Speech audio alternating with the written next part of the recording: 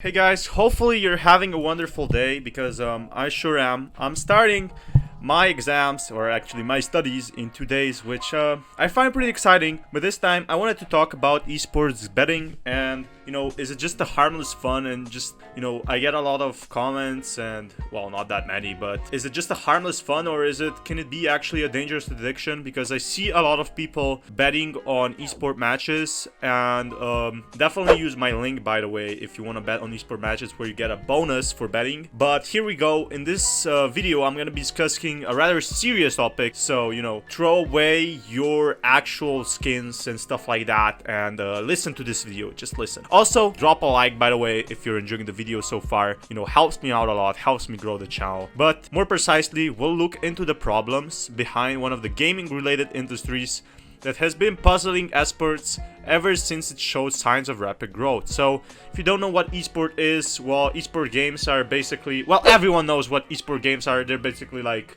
professional teams playing one another, and you can actually bet on these teams, which is a pretty good way to actually either make money or lose money. So, esports betting is an emerging hobby that has been rapidly growing together with the esports industry. We're talking about an industry within an industry that has already well over 13 billion.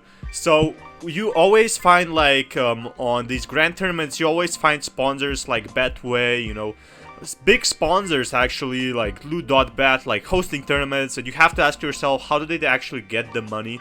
Well, it's pretty simple, to be honest. They get most of their actual money from, actually people losing their bets, but some people are pretty good at winning their bets. So why are so many people losing their bets? Because, well, they're addicted, and I think that's the huge problem in esports gambling. So the legal side of esports betting is there's a lot of underage betting, which I noticed. Like, there's a lot of 15, 16, 17-year-olds, yes, maybe 18-year-olds, which aren't underage, anymore, but a lot of minor betting for esports because a lot of kids play esports games. Of course, Dota, League of Legends, CSGO. They watch these teams all day and say, oh, I can win some money if I just bet on this team or that team. Yeah, they will surely win. And yeah, it doesn't work like that. It's not that easy because usually the teams are kind of bad or are upset or just aren't performing well at all, which definitely sucks. But as for adults, most countries do allow esports betting one way or another. As far as USA is concerned, 2018 was a year of change. So what the Supreme Court has finally enabled esport betting sites to step out of the dark and finally set much needed regulations. So if you don't know what happened in 2018, basically all of the esports sites were not controlled by the USA regulation. So if you were like 16, 15, you could just deposit your shit ton of skins on a team and see how it goes. Maybe I'll lose, maybe I'll win. But now it's actually, you can't underage gamble in the USA anymore. So you will have to provide a document if you will want to bet in the US. And a lot of gambling sites in the US have been banned from the esport. So there's different types of esport betting, which I was talking in my previous videos. So there are two types of esport betting that, at least in my opinion, bear the greatest consequences to the industry and also increase the risks of mining developing esport betting addiction. So there's either, skin betting, which is kind of dead right now because, well, skin betting was really popular in 2016 to 2018, but it has seriously died down. Why is that? Because, well, Valve disabled skin betting because it saw all the underage kids gambling on these games. So what happened is you replace real money with digital skins, with basically it's real money, but it's like, say for example you buy Fortnite 1,000 coins. You can really use these coins and they kind of have no value, but in reality they do because you bought them for $10, for example. So Skeet Betting sites are in essence shady business practices which not only allow but also incentivize underage gambling, which is a mere step away from full-on esports betting addiction. So I know people who lost thousands and thousands of dollars just on betting on CSGO matches. And then we also had, you know, jackpot gambling. So if you don't know what jackpot gambling is, it's basically, you know, placing all your skins in the jackpot and losing it all. So the next thing, you know, from skin betting is loot boxes, which is the most fucked up thing ever. That's how most games actually make their money. It's like, well, so loot boxes really work like this. There's a really small chance you get a high tier item you really want, and there's shit ton of chance you get an item you hate, or you have a duplicate, or you won't be using it all. And now in September of 2018, 15 European gambling regulators decided to finally tackle the problematics of loot boxes. So Belgium was one of the leaders to take the first step in the right direction, and that's pretty good for Belgium, because there's not gonna be kids unboxing loot boxes or crates or skins anymore, or it's gonna be regulated a lot. For example, in China or in France, they requested the drops and for the loot boxes to actually be revealed. So what I think of this, loot boxes are just another way for these corporations that are making shit ton of money to actually just make more money, and providing skins that should be in game, or providing, you know, items that should be in game, and just, you know, trying to unlock them through paying for them is just bullshit when you already paid $60 for a game. Are you kidding me? That is retarded. But hopefully other EU nations will follow in their footsteps, and we'll soon have a loot box free gaming experience, which I really hope, because if you all remember Battlefront 2, that shit was stupid. If you don't know, we had to pay like $10, or you had to unbox Darth Vader to play him. That is just simply retarded. Or you had to grind him like playing probably 70 hours per week. But the best thing in esports gambling is knowing when to stop.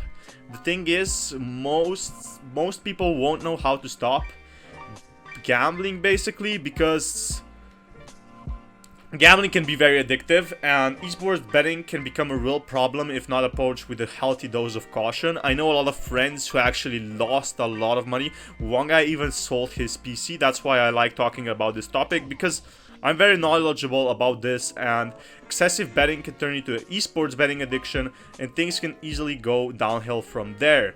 So, as with everything else, too much esports betting isn't good for you. It's easy trick to getting into yourself thinking you can either win some extra money or get back on level terms after losing your monthly or weekly budget. For example, oh, I'm gonna get this new monitor from $10, and then you lose those $10, and you know, you place another $10, and it just, you know, gets a stockpile, unless you're really good at gambling, which is probably like 1%. But gambling beyond your means is a sure road to ruin, and addictive nature of esports betting can push you just to do that. While I do agree somehow with this, I don't exactly agree 100%, just because I think there is other ways you can profit with esports gambling.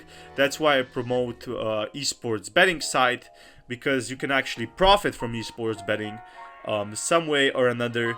Just do it to how easy it is for some matches you know how to win. But most people make the mistake of betting on a match they know is risky, or they know is really stupid, or it's just so simply stupid that you know, but you still bet on it because you're addicted. But on the other hand, if you're legal age to bet, you should know how much and how often you can bet.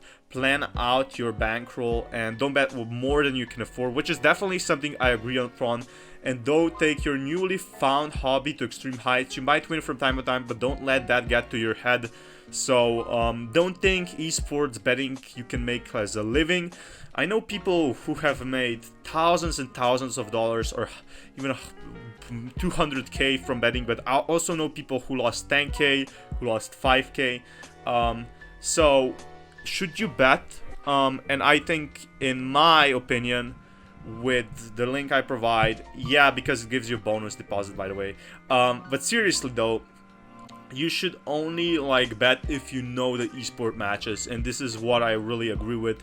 Like, if you watch a lot of esports and you think a team will win, or you're very knowledgeable about teams and their maps, sure, then bet. But don't bet on like tier 5 teams that like has playing some China online shit, because you will most likely not win, and that is the pure truth of this.